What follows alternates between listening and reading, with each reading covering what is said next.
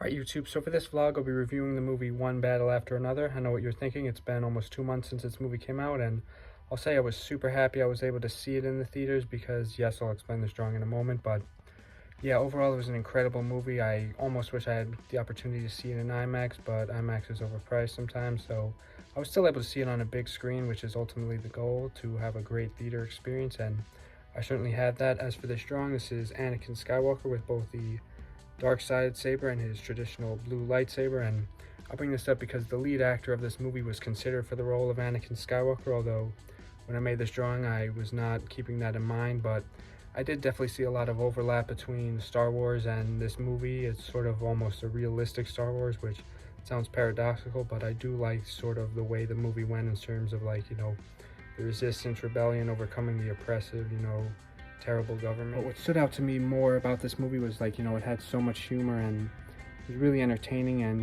really good visuals. A lot of the visuals that I liked were kind of like what I would describe as niche visuals, such as, like, a lot of the underground secret hideouts and some of the caves. It just, like, I don't know, for whatever reason clicked a button in my head and made me super excited. But the acting was definitely nothing short of terrific. I know DiCaprio hasn't had as many incredible movies recently, I've heard, but this was definitely one of them, and his daughter and his wife in the movie were both incredible characters as well, and so was the lead antagonist, Lockjaw, that was his name, played by Sean Penn, who was definitely an interesting character to say the least. But even though this movie's been out for almost 2 months, I'm still going to keep it spoiler free, but I will say there was a plot turning point that I was beginning to suspect, but I still managed to be surprised when it happened. And I love the fireworks in this movie, as well as all the sort of dramatic theme of also combining, like, contemporary issues with sort of a fun IMAX experience. And of course I can't forget that Leonardo DiCaprio was almost Anakin Skywalker, which, yes, I watch many movies with Star Wars in mind, but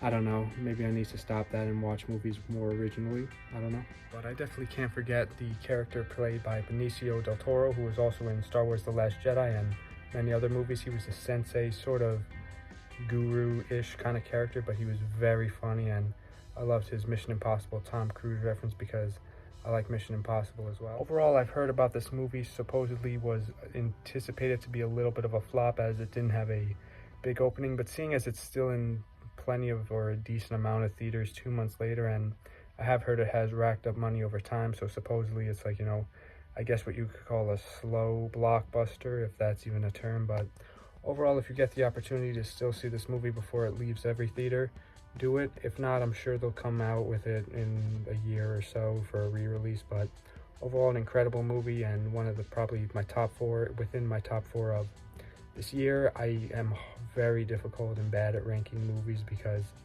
I sort of just have more like almost tier lists and movies that sort of fit a genre, or not genre, but sort of rating for me, rather than just, like, numbering them. But hey, that's just my opinion. And I also really like Willa, who is DiCaprio's daughter in the movie, who was really funny and definitely a cool character. I have one small gripe, it's that I do wish we saw a little more of the martial arts and karate from the sensei and Willa, but it's just a small gripe. I understand it wasn't really, like, a big plot point to the movie, but I think it could have added a little bit of humor. But overall, great movie, great story, and yeah, if you get the opportunity to see it in a big theater, do it.